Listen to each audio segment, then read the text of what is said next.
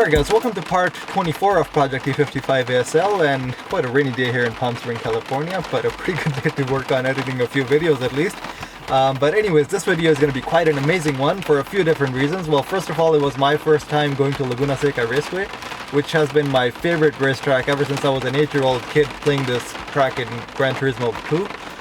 And now finally 19 years later actually going to this racetrack and pretty much even doing better lap times than I used to do as an 8-year-old kid playing this racetrack in a video game. And also because it was the E55 ASL's first dry track day, driving the E55 ASL for the first time in dry conditions and pushing it to the limit, at least around the corners, not to the whole lap because there were some noise regulations which I'll talk about later in the video. So yeah, I'll start off by showing you guys everything that happened on the track and then later get into showing you guys all the results and why I think this car is going to be pretty much faster than anything else on the market right now by the time it's done.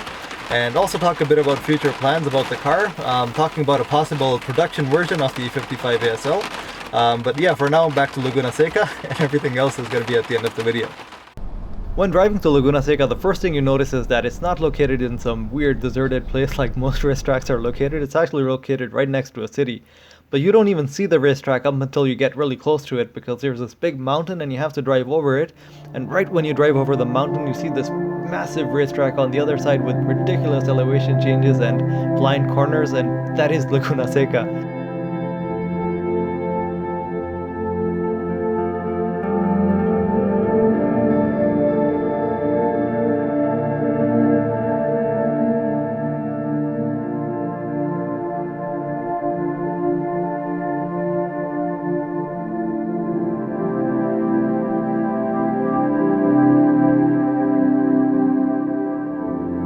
Alright guys, we're finally here at Laguna Seca. This place is absolutely unreal. Let's look at the track behind me, all the cars.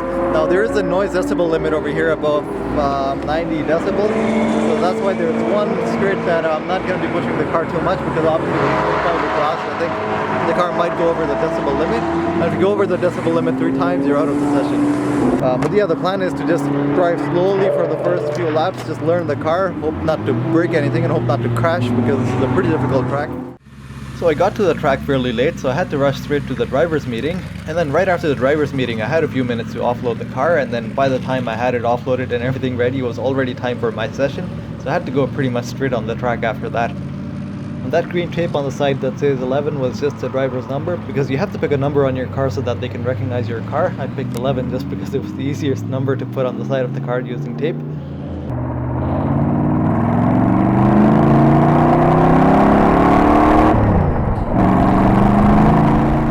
Right after that I had to just drive straight to the pit lane, straight onto the track for the first time. Now one weird thing about this track is that on normal tracks mostly the pit lane is located on the outside of the track, but not in this one. The pit lane is actually located on the inside of the track because all the pit area and the parking and everything is actually on the inside of the track. So you have to go around turn 2 and then you enter the track on this part between turn 2 and turn 3, which actually in a way makes the track safer because you're actually coming into a part of the track where the traffic is moving fairly slow, so there's really low chance of hitting into anyone when you're exiting from the pits and going onto the track. But anyways, this was actually my first time driving around Laguna Seca. I was just driving really slowly behind whatever this car was that I was driving behind, just to learn the racetrack and learn the racing lines, because this is actually a pretty difficult track. There's a lot of blind corners that you don't even see up until you get right up to the corner, so if you miss your braking zone or misjudge your line, you're going off the track. There's no second chances this track gives you. But it's not actually as difficult as it seems at first. Once you do get used to the racing line, it's a really fun track, and it's an amazing track. I've never been to any track even close to this before. Now right after turn 5 there's actually a sound meter located on the right side of the track, so when you go down the street you have to make sure your car is below 90 decibels, and if it is caught making more noise than 90 decibels you get a black flag, which means you have to void your lap and come off the track immediately, and if you get 3 black flags you're kicked out of the whole track day. You cannot go back on the track again. So here I was having the time of my life driving around Laguna Seca after dreaming about it for 19 years, and sure enough I go over the hill and there were those idiots who were waving the black flag at me. So yeah, I had to void the lap and come straight into the pits right after that, and that was the first black flag of the day. It was really disappointing, and I hate these noise regulations, especially when you think about the reason behind it. It was just some stupid idiots that decided to make their houses right behind the track, and then they started complaining about noise regulations, and rather than telling them to get lost and build their houses somewhere else, decided to set a decibel limit on the track. The track has been here since 1957, and those idiots only built their houses like in recent years. So every time you get a black flag, you have to drive straight through the pit lane back to the start-finish line, where the person gives you a lecture on what you've done wrong. And for me, sure enough, it was the noise limit. I was caught at 93 decibels, whereas the limit was 90 decibels. But the guy was really nice about it. He gave me a few tips on how to not make the sound meter trip out. And he also really liked the car, so he allowed me to go out for another lap, a cool-down lap, which I didn't really use as a cool-down lap. I still pushed the car a bit on that cool-down lap just to learn the track and learn the car a little better. But yeah, that was it for the session. After that, I pulled into the pits, and yeah, then I had to wait another hour for the next session. Okay, just came back after the first time out on Laguna Seca on this car. The track was freaking amazing, the car was gripping amazing, everything was working. But then, of course, there had to be some problem. The sound meter, the car's too loud. They black flagged me, I had to come back in. So I guess every time I go through that flag, I might have to, every time I go through the sound station, I will probably have to lift off completely because the car's too loud. And the problem is that the exhaust is pointing straight towards the thing that they have for detecting how loud it is. So that is going to be a massive problem. That really sucks. Yeah, I'll try my best. I'll see what I can do. This is only the first session. I've got one black flag. I have 2 more to go. If I get 2 more, then I'm out.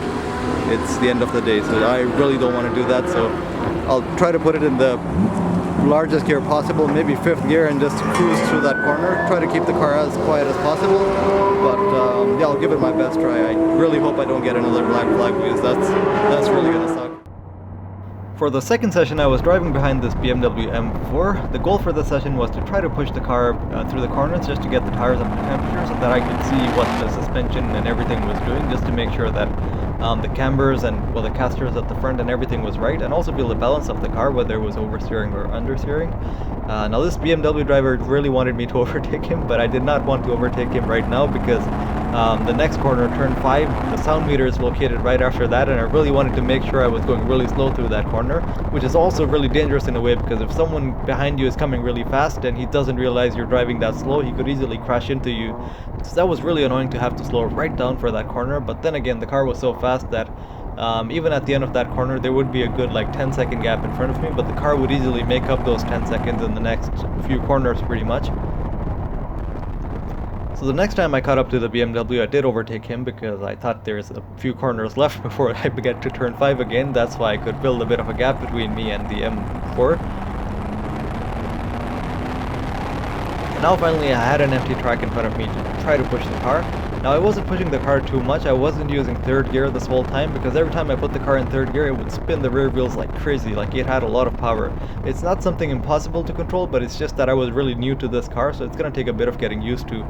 It's a really high power to weight ratio, and I'm not used to driving a car with such a ridiculously high power to weight ratio.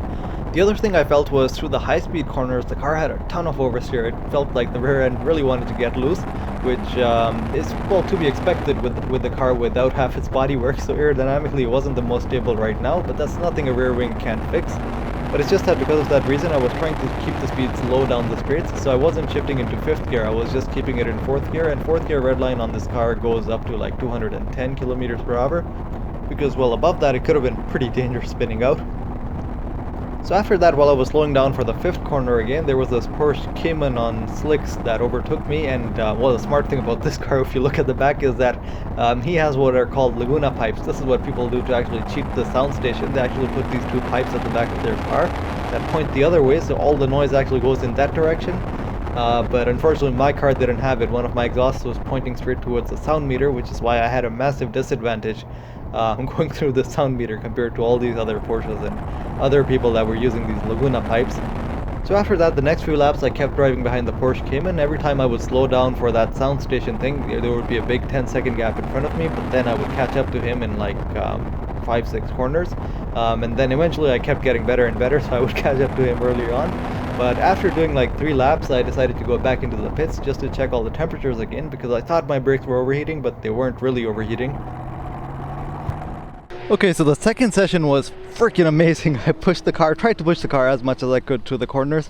Got the tires up to temperature, at least not properly up to temperature still. They weren't squealing or anything, but yeah, they were quite up to temperature. I came back and I measured the tire temperature as well. They were still actually pretty cold. They were at 50 degrees or something, and they should get up to like 60, 70 degrees, I think, degrees Celsius.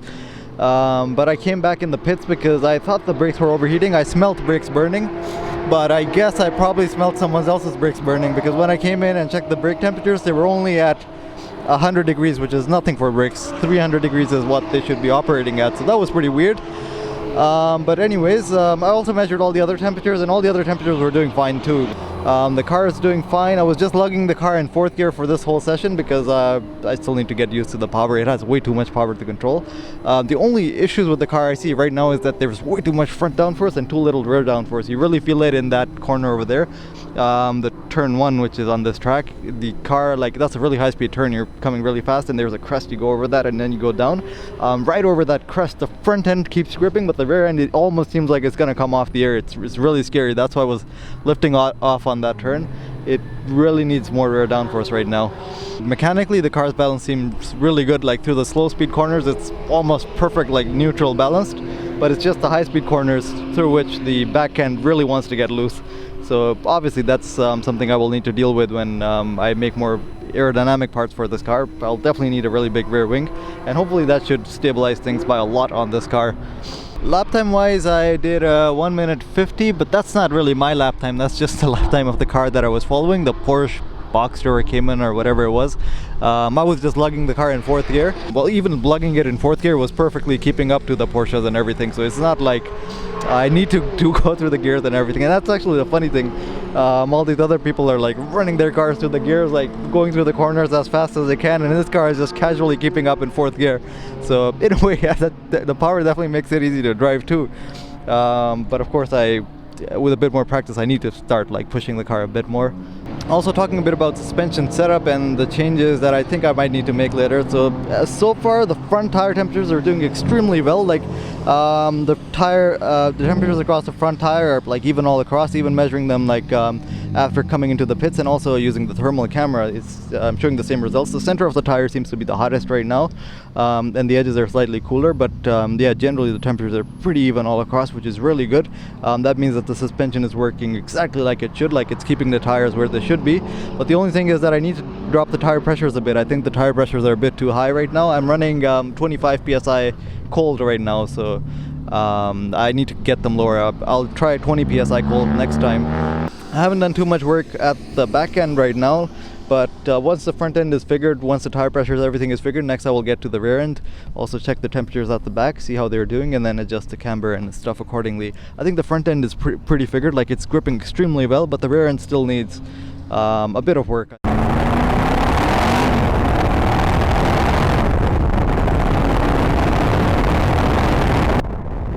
For the third session, I dropped my tire pressures a bit, and this time while going out on track there was a completely empty track in front of me. So the first lap I just used it to warm up my tires, and the second lap I decided to just push the car to the limit, try to go as fast as possible and just work on my lap times. And the car was absolutely flying through the corners, everything was amazing, and then I go over that hill and there's that stupid black flag again. I couldn't even finish that lap. That would have been an amazing lap, but no, it had to be because of the stupid black flag, and yeah, that was the second black flag of the day. I had to come straight into the pits after that.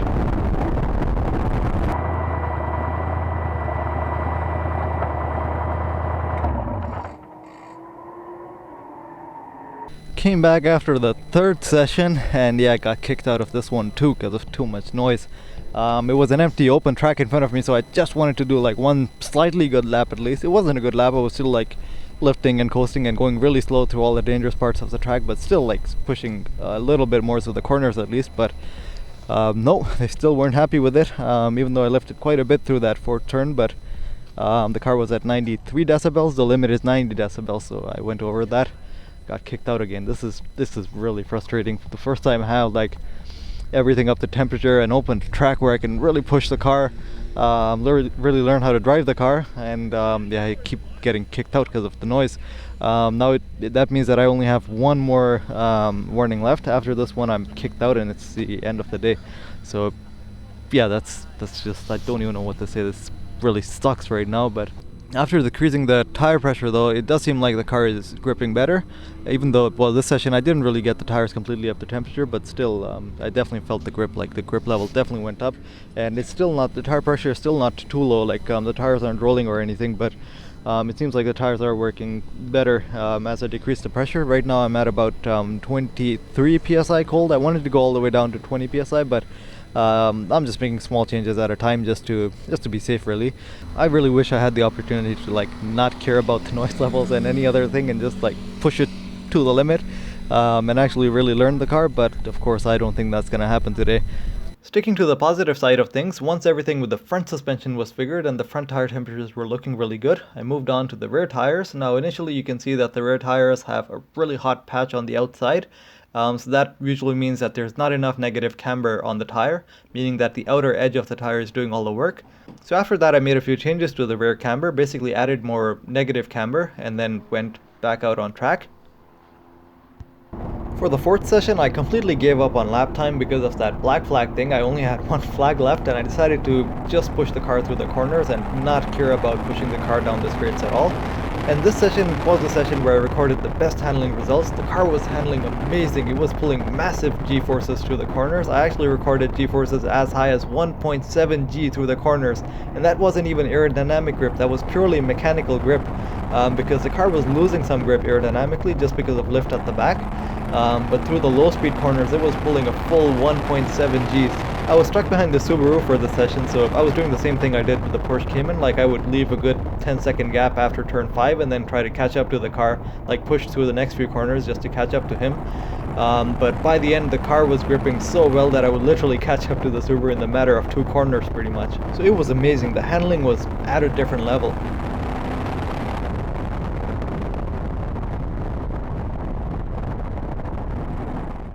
Okay, 4 sessions in, and this time no black flags through the whole session.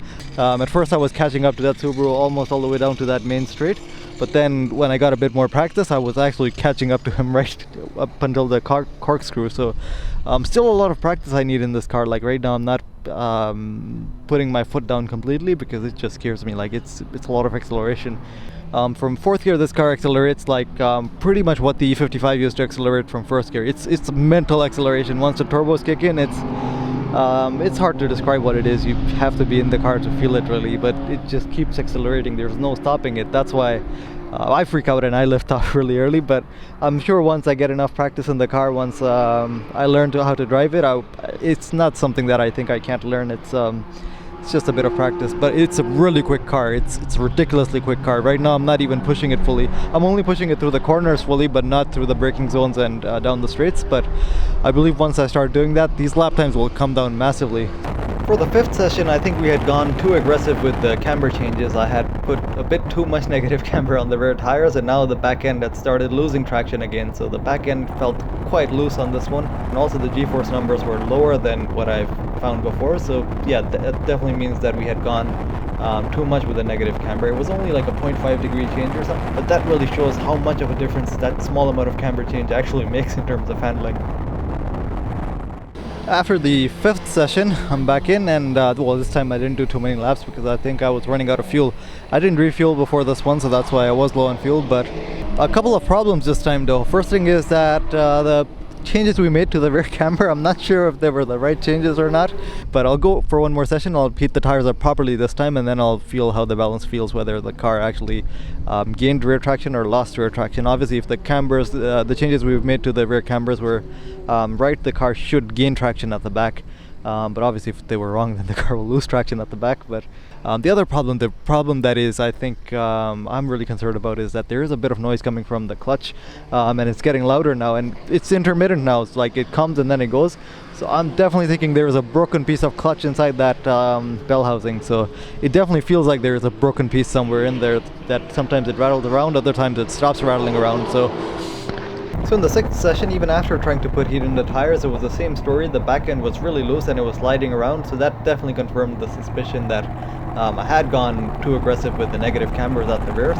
But the other problem I ran into was that there was this really weird noise coming from the bell housing. Well, it was the same noise that was coming before in the last session, but this time it got a lot louder, so I immediately came into the pits, and you can even hear the noise when I'm driving the car around the pit.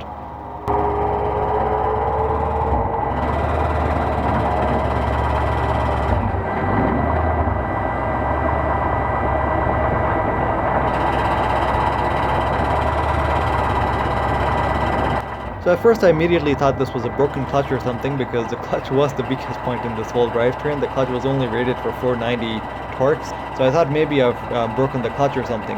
So because of that issue, I had one session left, but I decided not to run the car for that last session just because of this noise. I didn't know how bad this issue was or what that would do to the car later, so that's why. And plus, suspension wise, everything was figured at this point anyway, so there was not really any need to take the car out for the last session. Okay, so came back after what is going to be the last session for this car. There's a bit of an intermittent issue going on, but that said, there was only one session left in the day, and I don't think there's any more work to do on the car. Well, we had to figure out suspension wise and tire pressure wise and everything.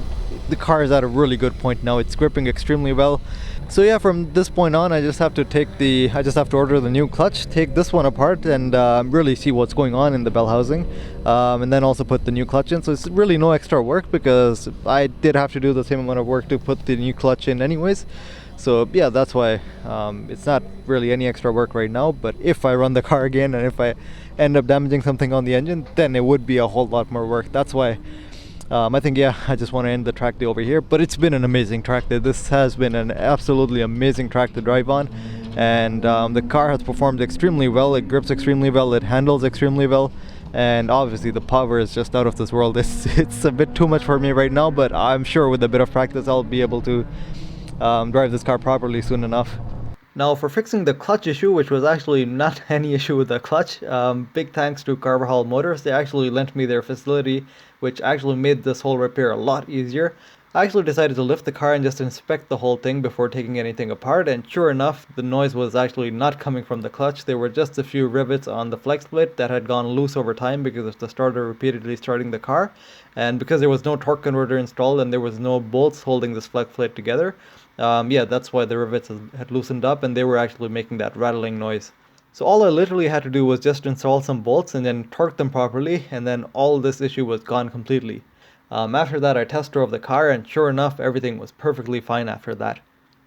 After that, I also used the opportunity to do a quick oil change on the car and also look over everything just to make sure that everything was okay after all that track abuse, because at this point the car had been to 3 days of repeated abuse. First it went to Willow Springs, then it had to go through Twinigans, and then after that Laguna Seca, and sure enough, even after all that abuse, literally everything was fine on the car.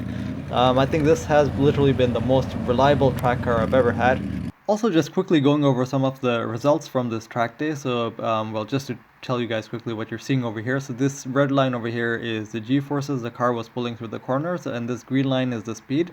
Now, the speeds were pretty low in these two laps, because these two laps were when I was following the Subaru. It was the fourth time out, but this was a time when the handling was at its best, because after this I cambered the rear tires too much, and then that's why the car started losing traction and the lateral G-forces fell down again. But at this point, this was the point where the lateral G-forces were at their highest, and if you look at the numbers are just absolutely insane. The car is pulling like as high as 1.78 Gs through the corners, and while that you might say that might be a banked corner or something, that's why you're pulling such high G-forces. But then again, if you look at corners that are not banked at all, like the last turn on Laguna Seca, which is a really low speed turn, so it's already a disadvantage if you measure G-forces at a really low speed turn, because the front tires become over cambered and they don't provide their maximum grip anymore.